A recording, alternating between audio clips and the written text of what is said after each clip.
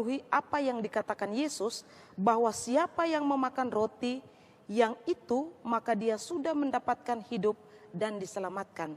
Ayat 27, Yesus memberikan anggur sebagai lambang darah Yesus untuk pengampunan dosa, dan untuk perjamuan meminum anggur itu hanya bagi 12 murid Yesus dan bukan bagi banyak orang, sehingga Yudas yang juga meminum anggur saat itu, sehingga Yudas juga diselamatkan dan masuk surga. Oke, mari lihat Matius 26 ayat 26-27.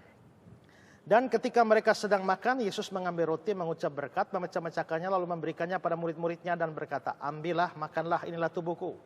Sesudah itu dia mengambil cawan, mengucap syukur, lalu memberikannya pada mereka dan berkata, minumlah kamu semua dari cawan ini. Nah, saya sudah jelaskan bahwa makan daging dan minum darah di Yohanes pasal 6 bukan perjamuan kudus Kristen. Artinya adalah percaya. Jadi dengan arti seperti ini, maka Yudas sebenarnya tidak makan daging dan tidak minum darah. Dalam pengertian tidak percaya Yesus. Mana mungkin bisa selamat? Nah, ini sang debates ikut kesalahan orang Yahudi yang menafsirkan makan daging dan minum darah itu sebagai pengertian harfiah, ya, atau simbolik yang mengarah kepada perjamuan Kristen. Tapi Yesus bicara di sana secara kiasan. Nah, tapi mungkin satu hal yang perlu dipikirkan, apakah Yudas, kan tadi saya bilang ya, Yesus dan murid-murid itu makan perjamuan Paskah. Perjamuan Paskah Yahudi. Tapi di ujung dari makan Paskah Yahudi itu, lalu Yesus menetapkan perjamuan kudus untuk pengikutnya atau untuk orang Kristen di ujungnya.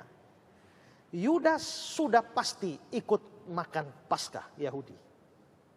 Tapi apakah Yudas ikut perjamuan kudus Kristen yang baru ditetapkan oleh Yesus? Nah, ini nanti akan saya bahas. Tapi seandainya Yudas memang ikut makan roti dan minum anggur yang dalam perspektif Kristen, jadi itu adalah simbol dari tubuh dan darah Kristus. Tapi dia tidak percaya, apakah mungkin dia diselamatkan? Tidak ada ayat apapun yang berkata bahwa orang diselamatkan karena ikut perjamuan kudus. Tubuh dan darah Yesus memang dihancurkan dan dicurahkan untuk pengampunan dosa. Tapi itu tidak secara otomatis menyelamatkan orang yang makan roti perjamuan dan minum anggur perjamuan tanpa iman dan tanpa percaya Yesus. Jadi seandainya Yudas memang ikut perjamuan kudus versi Kristen yang ditetapkan Yesus hari itu dengan makan roti dan minum anggur, dia tetap tidak selamat. Kenapa? Dia tidak percaya. Oh, tapi Yohanes 6 bilang makan daging, minum darah selamat. Itu salah tafsir. Itu tidak ada hubungan dengan perjamuan. Selesai. Jadi gugur sudah argumentasinya. Jadi seandainya memang Yudas ikut perjamuan kudus versi Kristen yang ditetapkan Yesus di ujung perjamuan Paskah Yahudi, tetap perjamuan kudus tidak bisa menyelamatkan orang yang tidak percaya. Ya. Pak Estra, ini mungkin pertanyaan bagian terakhir. Ya. Matius 26 ayat 29, Yesus mengatakan kepada ke-12 murid termasuk Yudas bahwa Yesus akan meminum anggur perjanjian itu bersama-sama dengan murid-muridnya dalam kerajaan Bapa. Dan itu berarti Yudas pasti masuk surga karena Yesus sudah menjanjikan itu kepada ke-12 murid. Dan perjamuan minum anggur itu adalah perjamuan khusus yang hanya antara Yesus dan 12 murid saat itu. Mari lihat Matius 26-29. Akan tetapi aku berkata padamu, mulai dari sekarang aku tidak akan minum lagi hasil pokok anggur ini sampai pada hari aku meminumnya, yaitu yang baru bersama-sama dengan kamu dalam kerajaan Bapakku. Nah, kalau Yudas ikut makan minum, ya sesuai ayat ini berarti Yudas itu akan minum bersama-sama dengan Yesus di dalam kerajaan Bapa. Berarti Yudas masuk surga. Nah, tapi persoalannya sekarang adalah Yudas ikut perjamuan versi Yesus, versi Kristen itu atau tidak? Makan Paskah, perjamuan Paskah, Yudas pasti ikut. Tapi di ujung perjamuan Paskah itu, Yahudi itu, Yesus menetapkan perjamuan kudus yang nanti dilanjutkan di dalam gereja Kristen. Apakah yang itu Yudas ikut? Injil-injil sinoptik, Matius, Markus, Lukas, itu tidak memberikan gambaran yang jelas. Saya baca beberapa komentar, mereka bilang, kenapa sih sampai Matius, Markus, Lukas tidak memberi gambaran jelas Yudas ikut atau tidak? Beberapa penafsir mengatakan bahwa karena mereka tidak peduli dengan Yudas. Entah dia hadir atau tidak hadir itu nggak ada pengaruh di situ, ya. Nah itu kan hanya tafsiran, tapi yang penting adalah bahwa Matius, Markus, Lukas memang tidak memberikan gambaran jelas. Nah bagaimana dengan Injil Yohanes? Sekarang kita lihat dari konteksnya ya.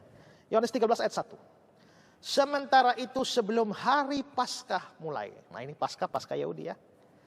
Yesus telah tahu bahwa saatnya sudah tiba untuk beralih dari dunia ini pada Bapa. Sama seperti dia senantiasa mengasihi murid-muridnya, demikian sekarang dia mengasihi mereka sampai kesudahannya. Ayat 2, mereka sedang makan bersama.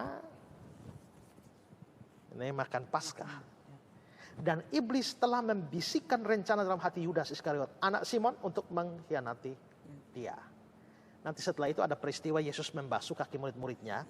Kita loncat situ langsung ke ayat 21. Setelah Yesus berkata demikian, setelah dia basuh kaki murid-murid lalu dia berikan beberapa nasihat. Ayat 21, setelah Yesus berkata demikian dia sangat terharu lalu bersaksi, aku berkata kepadamu sesungguhnya seorang di antara kamu akan menyerahkan aku.